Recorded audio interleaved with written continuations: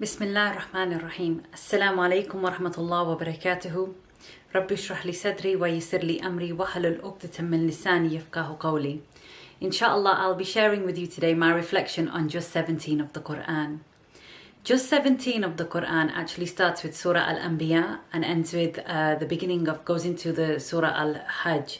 Today I'd like to focus your attention on the verses in Surah Al-Hajj, in particular verses 11 to 13, where Allah subhanahu wa ta'ala says, "Some people worship Allah on the borderline of faith. If good befalls such a person, he is content, but if a trial assails him, he turns away utterly, therefore losing this world and the life to come. This is indeed a loss beyond compare. He invokes instead of Allah something that can neither harm nor benefit him. This is the utmost that one can go astray. Indeed, he invokes one that is far more likely to cause harm than benefit. Vile indeed is such a patron, and vile the friend." In these verses, Allah subhanahu wa ta'ala is painting a picture of a type of a person that has existed in every generation and will exist in every generation. And this type of person will usually weigh up the faith against a profit and a loss, and they'll see their faith as a transaction, almost like a business or a commercial transaction. And here Allah is reminding us in these verses that our deen should be firmly rooted in us, in us having trust in Allah through good and bad times. And that yaqeen must be firm, so that we're not of those that are weighing up our faith, depending on our gains and our losses for a personal benefit.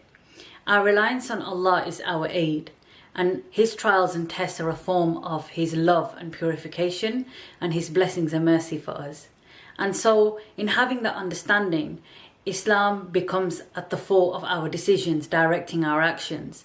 And even when we find ourselves in situations where the support around us might be crumbling, or we might be a lone voice in speaking the haqq, we know that there shouldn't be any doubt in the fact that Allah is with us and He is our aid.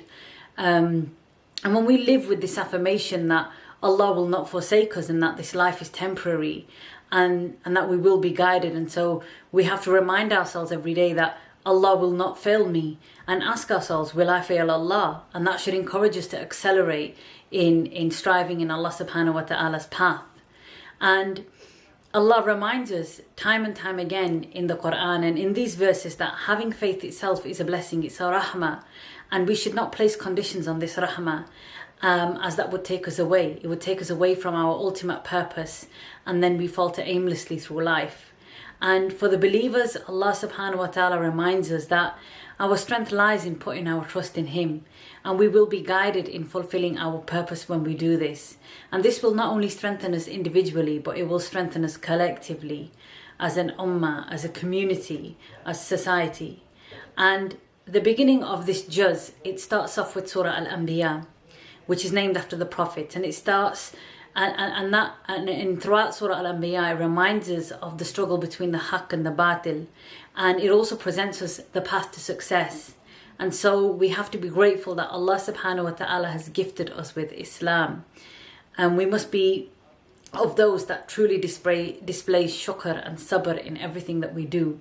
And I'd like to leave you on a final note, a beautiful story of Umar radiallahu anhu, where he was walking through Medina, the streets of Medina, and he stumbles upon an old man who is saying, make us of the few, make us of the few. Ya Allah, make us of the few.